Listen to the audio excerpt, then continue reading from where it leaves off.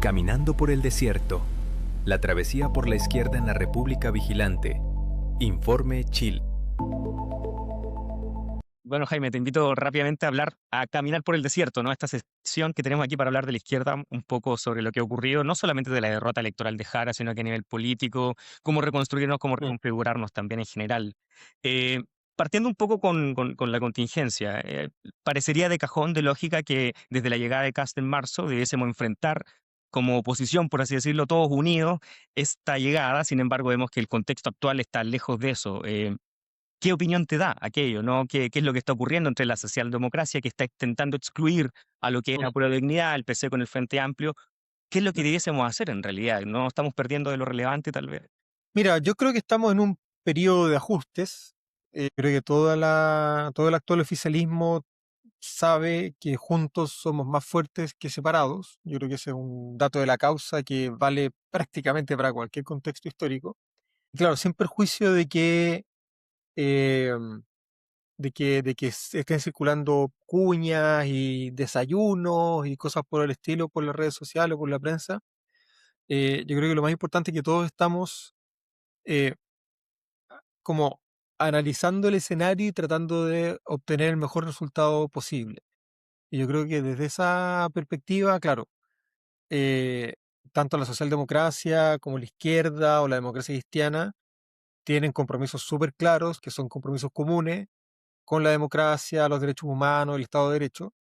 Y cualquier tipo de articulación que ocurra al lado de acá tiene que poner esos mínimos comunes sobre la mesa, y cualquier conversación que ocurra con los del frente, con la derecha, tiene que ser coherente también con esas definiciones. Yo diría que, por ejemplo, para nosotros va a ser mucho más fácil establecer diálogos vinculados con los límites del Estado de Derecho, con la derecha liberal, antes que con la derecha más autoritaria, y que eventualmente esas conversaciones van a tener que ocurrir. Totalmente. Hablando un poco sobre este análisis, sobre cómo llegamos al final a tener un gobierno con la ultraderecha, con Kast como presidente. Kast llega proponiendo mucho orden, hablando mucho de estabilidad, de la migración, de la economía, de este gobierno de emergencia, ¿no? De esta pseudo emergencia que el país se cae a pedazos. La izquierda tal vez subestimó un poco el miedo como un factor que era real, o sea, que no era solamente una sensación, ¿no? Sino que era algo que se estaba viviendo en la vida diaria, porque finalmente algo debe responder, ¿no? La razón por la cual terminamos con un gobierno como Kast. ¿Cuál es tu perspectiva un poco sobre eso? ¿Por qué llegamos a este punto igual al final? Eh, yo creo que probablemente lo más importante hoy día, en términos de comunicación política, sea entender el peso específico que tiene la emoción y la razón en un contexto de disputa por el poder.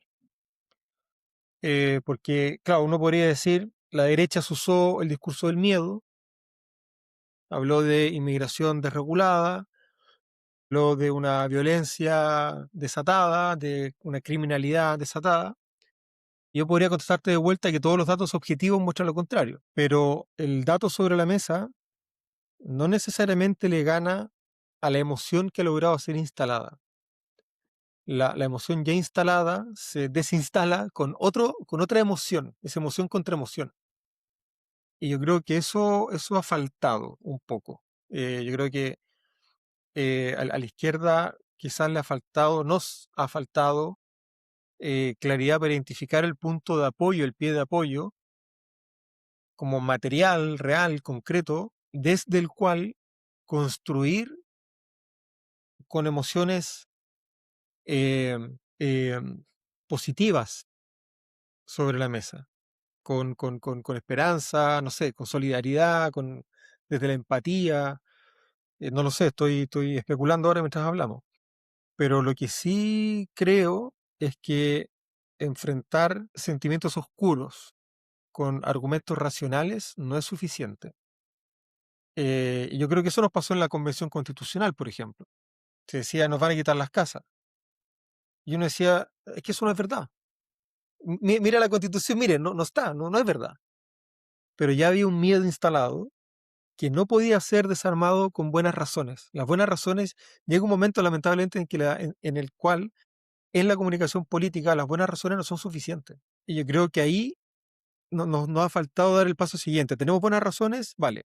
¿Cómo somos capaces de agarrar esas buenas razones y comunicarlas políticamente de modo tal de que sea posible desarmar las pasiones tristes que asusa la ultraderecha, ¿verdad? Y seamos capaces de poner en la mesa pasiones alegres. Y generar otra confianza también. Claro, lo que pasa es que es un escenario muy complejo, porque si uno dice, bueno, generemos pasiones alegres para responder a las pasiones tristes, yo tendría que decir, preguntarte de vuelta, preguntarme a mí mismo de vuelta, ¿qué le estamos ofreciendo a la juventud hoy día? ¿Cuál es el horizonte de desarrollo social para los cabros que hoy día tienen 15, 20 años?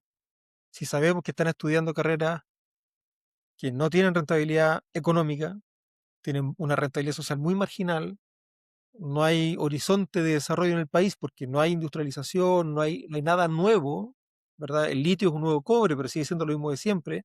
Y llevamos 100 años en esto, más de 100 años tiene Chuquicamata.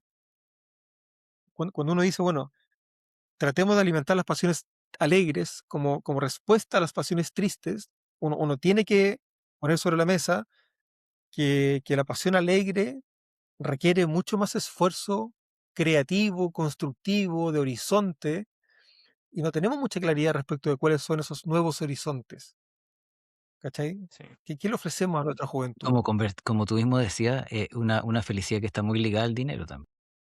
Sí, pues, efectivamente, efectivamente. Y que a lo mejor está bien. Y si finalmente, a falta de horizonte de desarrollo de desarrollo social y cultural, si a falta de horizonte, buenas son las lucas, es lo que hay. Sí, sí. No es suficiente, es verdad que no es suficiente, pero si ese es el único criterio de valor, de valor social, bueno, es razonable entonces que aquellos sectores de la política que alimentan ese tipo de elementos tengan buenos resultados electorales. Y para finalizar un poco esta conversación un poco sobre la izquierda, no puedo dejar de hablar o de recordar un poco la experiencia de lo que fue la Convención Constitucional, que sin duda es una importantísima experiencia que tuviste ahí como vicepresidente. Y muchas veces esa convención fue vista, siguiendo esta lógica del desierto, fue vista como una suerte de oasis, como que por fin habíamos llegado a algo. ¿Fue un oasis que tal vez como que no supimos habitar bien o fue una suerte de espejismo, incluso que hablábamos la semana pasada con la diputada Gasmuri, un espejismo que tal vez no era tan real, no era una mayoría tan fuerte como pensábamos? Bueno, un poco de las dos cosas. ¿Ah? Yo creo que la Convención Constitucional y el estallido, que es imposible hablar de ellas por separado, son probablemente un muy buen ejemplo de procesos de acumulación de poder popular que permitieron mucha acumulación, pero que finalmente no se concretaron en algo específico. Primero por errores de diseño, digo errores entre comillas, ¿verdad? Pero primero por errores de diseño, pero segundo porque efectivamente esa acumulación de poder popular se verificó en como en paralelo a a otros movimientos políticos, a otra realidad social, que esa acumulación nunca puso encima de la mesa. Lo que quiero decir es que en la revuelta se expresó mucho malestar social principalmente contra una determinada forma de mercantilización de la vida. La Convención Constitucional articuló una respuesta en clave más bien solidaria a esos malestares, ¿verdad? En educación, en salud, en medio ambiente, en género, en el pueblo originario. Fue como repartamos el poder territorial, responsabilidad intergeneracional, en fin.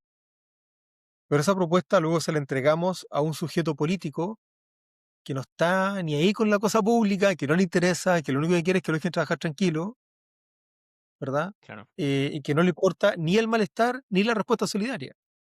Entonces hay un problema ahí que está vinculado sobre todo con los cuerpos electorales, con las clases políticas que concurrieron al plebiscito de entrada y al plebiscito de salida, que eran distintos. Y claro, con ese plebiscito de salida, con ese cuerpo electoral que se manifestó en el plebiscito de salida, la convención nunca conectó, Mm. porque no, era un cuerpo que no existía, no se manifestaba, no votaba, no salía a la Y que calle, ¿cachai? estaba permeado, no quería tampoco recibir esa información, no, no le interesaba No le tampoco. interesa, no leyó la constitución, no. Pero el pueblo politizado sí, ¿cachai? Entonces ahí hay un desafío, yo creo, súper interesante, porque finalmente la masa electoral, en términos absolutos, la masa electoral que votó por una nueva constitución, que votó las elecciones de constituyentes de mayo del 2021, que votó apruebo, votó por Boric, votó por Jara, sigue estando ahí. En todo el resto del universo electoral, podríamos decir, no politizado, o más bien que responde a una subjetivación individualista y neoliberal, no le interesan ese tipo de respuestas. No le interesan. Es cierto. Muchas gracias, Jaime, por caminar por el desierto con nosotros aquí en República Muchas Vigilante. gracias. Felipe, Espérame con un vasito de agua cuando terminemos la caminata. Sí. Y mucha suerte también bueno, para este periodo que inicias, que seas un buen vigilante para Eso. los tiempos que queden. Y no sé si tienes algunas palabras al cierre, te dejamos unos minutos. Nada, simplemente agradecerle, Felipe, Cristian, por la invitación. Fue una conversa muy entretenida. Se nos pasó volando la hora, Sí, pasó una hora entera prácticamente. Así que nada, muchas gracias por la invitación. Yo creo que necesitamos mucho de estos espacios de conversación. Yo creo que es fundamental que nos encontremos, que compartamos opiniones, ¿verdad? Porque lo peor que podemos hacer, creo yo, es enfrentar tiempos oscuros solos. Así que mientras más juntos estemos, mejor. y por absolutamente. si esa es la intención de tratar de decir algo nuevo y ir abriendo espacios y reflexiones. Así que nada, esperamos volver a encontrarnos contigo en otra oportunidad De y todas maneras. nada, que sea muy buen año. Muchas gracias por Igual, todo. igual, pues, muchas gracias. Gracias por Un la abrazo. invitación. Chao, chao. Chao. En Informe Chile, hablemos del país con inteligencia. Escuchaste Informe Chile, un original del Ideálogo.